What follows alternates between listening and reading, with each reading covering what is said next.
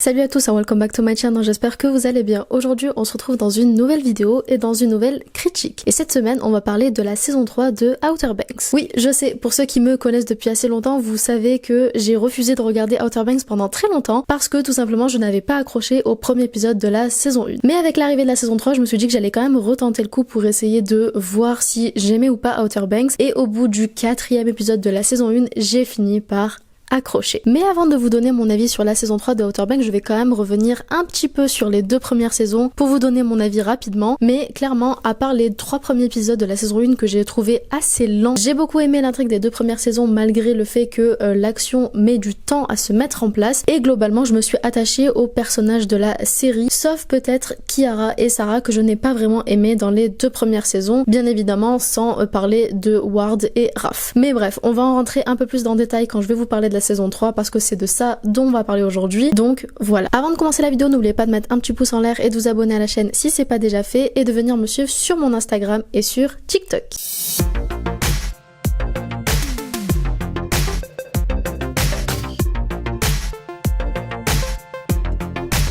Petite précision avant de commencer ma critique, mais je vais dans un premier temps vous donner ma critique sans spoiler, donc ne vous inquiétez pas, vous pouvez regarder. Et un peu plus tard dans la vidéo, je passerai à la partie avec spoiler, mais rassurez-vous, je vous tiendrai au courant avant de faire un spoil. J'ai trouvé que la saison 3, comparée aux 2 premières saisons, nous faisait rentrer dans l'action beaucoup plus rapidement. En effet, dans la saison 1 et même dans la saison 2, on attendait plusieurs épisodes avant de rentrer concrètement dans l'action, alors que là, dès le début de la saison 3, on y est directement. Et ça fait plaisir parce que du coup on n'a pas ce côté ennuyant des débuts de saison où on doit vraiment attendre que l'action arrive. On y est direct. J'ai trouvé cette saison beaucoup plus sombre et beaucoup plus triste que les 2 premières saisons. On a beaucoup moins ce côté chill, ce côté réunion où le groupe des POG vont rigoler, vont faire des soirées, s'amuser. Là vraiment à chaque fois qu'ils se posent pour être tranquilles, quelque chose se passe pour les en empêcher. J'ai quand même trouvé que le mood de cette saison 3 changeait beaucoup comparé aux 2 premières saisons. On a clairement l'impression de faire un step en avant et de changer de level au niveau des intrigues. J'avoue d'ailleurs qu'à certains moments de la saison, j'ai eu une petite vibe un peu à la Indiana Jones, c'était très bizarre, mais franchement c'était cool à regarder, surtout dans le dernier épisode, mais on y reviendra plus tard. Concernant les nouveaux personnages, j'ai trouvé qu'ils étaient assez bien introduits dans l'intrigue. On n'a pas du tout l'impression qu'ils sortent de nulle part, même si oui, ils sortent de nulle part, mais la manière dont ils les ont introduits passe super bien. Étant donné qu'en plus de ça, on va changer de continent, on va changer de pays, d'état à chaque fois, et du coup, ça change la donne. Pour ce qui est des anciens personnages secondaires donc qu'on a pu voir dans les 2 premières saisons, je les ai limite trouvés insupportables dans cette saison 3, notamment les parents et surtout les parents de Kiara qui m'ont exaspérée tout le long. D'ailleurs parlons des intrigues, mais j'ai énormément aimé l'intrigue principale autour du trésor d'Eldorado, mais je vous avoue j'ai été un petit peu ennuyée par les intrigues secondaires de la saison. Je m'explique. Les intrigues secondaires venaient à chaque fois perturber l'intrigue principale dès qu'ils étaient à ça de trouver la réponse. Et du coup c'était assez frustrant à regarder. À chaque fois qu'ils étaient sur le point de découvrir une étape importante ou quelque chose d'important pour découvrir le trésor d'Eldorado, quelque chose venait pour les stopper. Que ce soit pour le personnage de Kiara dans l'épisode 9, même si je rentrerai pas en détail, ou dans tous les autres épisodes. C'était pas mauvais, c'était juste très frustrant parce qu'on voulait voir la suite au niveau de l'intrigue principale. Donc comme je vous l'ai dit, on retrouve énormément d'intrigues secondaires à cette saison, et le problème c'est que j'ai eu l'impression que ces intrigues ralentissaient l'histoire. Comme je vous l'ai dit juste avant, c'était assez frustrant de ne pas avoir les réponses, mais surtout les intrigues secondaires sont censées accélérer le temps et nous faire passer le temps plus vite. Et là pour le coup c'était pas le cas, j'avais limite envie d'accélérer un petit peu les épisodes pour aller plus vite dans l'intrigue. Donc pour moi ce serait limite ça le point négatif à la saison, malgré le fait que la saison était juste géniale. J'ai d'ailleurs énormément aimé le dernier épisode de la saison 3,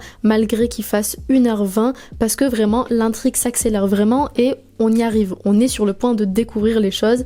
Et c'était cool. Comparé aux 2 premières saisons, j'ai trouvé que le danger semblait beaucoup plus important et beaucoup plus destructeur dans cette saison 3. En gros, le grand méchant de cette saison n'était pas un proche qu'on pouvait appréhender, mais c'était quelqu'un de totalement extérieur au groupe, ce qui faisait que c'était beaucoup plus dangereux parce qu'il n'avait aucune hésitation à potentiellement tuer des personnages auxquels on tient parce que il avait pas d'attache avec. Et du coup, ça rajoutait un stress en plus quand on regardait les épisodes. Même si j'ai énormément aimé cette saison, j'ai quand même trouvé qu'il y avait beaucoup de facilité scénaristique, notamment sur le fait qu'un petit groupe de jeunes adolescents arrive à se sortir de situations mais improbables. À chaque fois, ils se retrouvent dans des dangers de dingue avec des hommes armés jusqu'au cou et clairement ils s'en sortent comme si de rien n'était avec juste une petite égratignure. J'aurais limite voulu voir beaucoup plus de violence dans leurs actes et dans les kidnappings par exemple ou les tentatives de meurtre qu'il y avait tout au long de la saison. Et ça n'a pas été le cas. Genre littéralement John B et JJ à eux deux qui arrivent à défoncer des mecs qui sont armés et qui connaissent leur métier depuis des années, bref c'était n'importe quoi. Mais bon, on va dire que c'est pas grave parce qu'on préfère ça plutôt que les voir mourir. C'est cool parce que dans un sens on sait que le groupe est en sûreté parce qu'ils s'en sortent à chaque fois, mais dans un autre sens on sent la facilité scénaristique pour ne pas leur faire du mal. Et c'est dommage. Tout au long de la saison, on va retrouver le groupe parfois uni et parfois en petits groupes éparpillés pour la quête principale mais également les quêtes secondaires. Et en soi, ça aurait pu être une bonne chose. Le problème, c'est qu'ils se réunissent et se séparent tous les 2 épisodes. Du coup, on n'a pas ce truc de vouloir absolument les voir tous ensemble parce qu'on sait que l'épisode suivant, ils vont se retrouver. J'aurais préféré limite qu'ils soient séparés en plusieurs groupes pendant 6-7 épisodes et qu'ils se retrouvent vraiment pour les 2-3 derniers épisodes tous ensemble plutôt que se séparer et se réunir tous les 2 épisodes. Avant de passer à la partie avec spoiler, je tenais quand même à préciser que j'ai adoré tout ce qui était paysage, la filmographie, les lieux où ils ont filmé la saison, c'était vraiment magnifique à regarder, notamment aussi les musiques qui étaient juste géniales tout au long de la saison, donc vraiment gros coup de cœur à ce niveau-là. Bien, maintenant passons à la partie avec spoiler. On va commencer tout de suite avec Raph et Kiara. Je ne sais pas trop ce qu'ils ont voulu mettre en place en faisant une scène complète lors du premier épisode entre Raph et Kiara, mais clairement, ça a suscité beaucoup de débats. En tout cas sur les réseaux sociaux vis-à-vis de ces 2 personnages. On a limite eu l'impression qu'il y a eu une sorte de tension et de rapprochement entre ces 2 personnages alors que ça n'était pas arrivé jusque-là et qu'ils se détestent complètement. Mais honnêtement ça m'a bien plu de voir ce duo que j'ai trouvé vraiment improbable et j'aurais aimé les voir beaucoup plus tout au long de la saison. Au final on a eu ce duo que pour le premier épisode, ce qui était cool, mais c'est dommage. Parlons maintenant de notre personnage Big John. Donc Big John, pour le coup j'étais très contente de le revoir à la fin de la saison 2. Je me suis dit ouah ça va être génial, le père de John B revient enfin, on va en apprendre beaucoup plus, ça va être génial. Et au final j'ai passé la saison 3 à détester son personnage. Je l'ai trouvé insupportable, ingrat et j'ai trouvé qu'il était beaucoup trop obsédé par son trésor à tel point qu'il en oubliait presque son fils et qu'il aurait clairement pu sacrifier son fils pour le trésor. Et du coup ça a rendu le personnage vraiment pas ouf à tel point que je me suis mise à un peu plus apprécier le personnage de Ward alors qu'à la base je le déteste. Faut le faire quand même. Bref, clairement pour Big John, j'ai vraiment pas aimé son personnage, ce qui a fait que du coup j'ai pas eu de peine pour lui quand il est mort à la fin de la saison. Et c'est dommage. J'aurais préféré avoir un peu plus d'émotion au niveau de sa mort et au final c'est passé vraiment à la trappe. Parce qu'il a été insupportable. En parlant des morts de la saison, revenons-en à Ward. Ils ont essayé dans cette saison de nous faire réapprécier un peu plus le personnage de Ward et le rendre un peu moins méchant et connard avant de le tuer. Et je vais être honnête avec vous, pour ma part, ça a un petit peu marché. Je sais que c'est pas le cas de tout le monde et ne me jetez pas la pierre en commentaire, mais clairement j'ai eu un petit peu de la peine pour Ward à la fin. Parce que on voyait qu'il essayait vraiment de changer, de se remettre en question et d'arrêter ce qu'il avait commencé, même si malheureusement il avait déjà fait beaucoup trop de mal. Mais faut le faire quand même, j'ai eu plus d'empathie pour Ward que pour Big John, c'est n'importe quoi. On va continuer avec les Cameron puisqu'on y est et on va parler de Raph. Clairement, j'ai adoré le personnage de Raph dans cette saison. Alors attention, je parle de l'évolution du personnage et pas du personnage en lui-même. Ça reste un connard depuis le début et ça...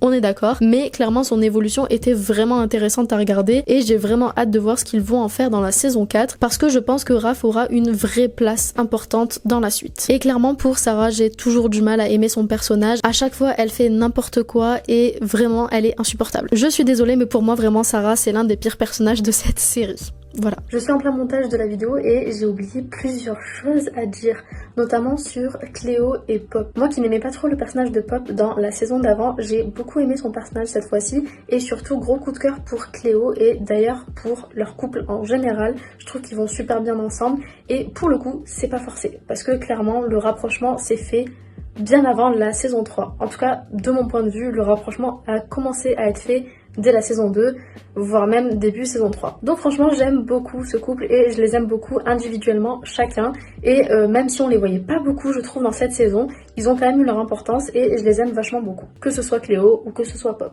Maintenant pour ce qui est de John B, comme toujours c'est un personnage que j'adore et il m'a fait énormément de peine dans cette saison étant donné qu'il était beaucoup derrière son père parce que forcément il vient de retrouver son père et du coup ça m'a fait de la peine de voir à quel point son père se servait de lui pour le trésor. Bref, John B, je le kiffe et j'ai hâte de voir la saison 4. Après c'est le personnage principal donc forcément j'ai pas énormément de choses à dire parce que il est là depuis le début et ça change pas. Et bien évidemment on va finir avec la chose dont tout le monde attendait avec impatience, c'était le couple donc JJ Kiara. Je vais être honnête avec vous, même si j'adore leur couple, même si j'adore l'alchimie qu'ils ont entre eux, je trouve que leur couple a été mis en place d'une manière assez forcée et un petit peu bizarre. Dans le sens où je pense que les réalisateurs ont voulu faire plaisir aux fans en mettant ces deux personnages ensemble et ça se sent. Ça se sent parce que c'est pas naturel.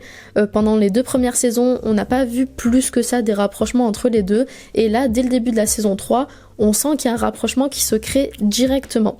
Et du coup ça fait un petit peu bizarre. Ou alors j'aurais aimé qu'on nous explique que pendant le temps où ils étaient sur l'île déserte, il y a eu un petit rapprochement entre eux. Parce que là, j'ai limite l'impression que ça sortait de nulle part. Je sais que les fans les adorent, mais si on re-regarde vraiment les épisodes des premières saisons, on se rend compte qu'en réalité, il n'y a pas vraiment de rapprochement entre les deux. C'est juste que tout le monde a shippé les acteurs ensemble et qu'ils les ont mis dans la série. Mais j'ai trouvé ça un petit peu forcé, même si je suis très contente qu'ils soient ensemble. C'était pas très naturel. On a quand même un joli slow burn qui se passe tout au long de la saison 3 et heureusement parce que si c'était arrivé avant l'épisode 9 j'aurais trouvé ça vraiment pas ouf, donc c'est cool qu'il ait mis vraiment à la fin de la saison, mais quand même j'aurais aimé qu'il y ait un petit rapprochement qui se fasse dès la fin de saison 2 dans ce cas-là. Bref, concrètement, j'ai beaucoup aimé cette saison, même si à certains moments j'ai trouvé que les actions secondaires impactaient beaucoup trop la quête principale et du coup c'était un petit peu brouillon dans ce que je regardais, mais en soi la saison est très bien et j'ai vraiment hâte de voir la saison 4. N'hésitez pas vous à me dire votre avis sur la saison en commentaire. Attention aux spoilers, si vous en mettez, indiquez-le avant parce que pas tout le monde n'a regardé la saison. N'hésitez pas également à venir me suivre sur Instagram et sur TikTok et si vous avez aimé cette vidéo, n'hésitez pas à mettre un petit pouce en l'air et à vous abonner. Je vous fais plein de bisous et je vous dis à dimanche prochain.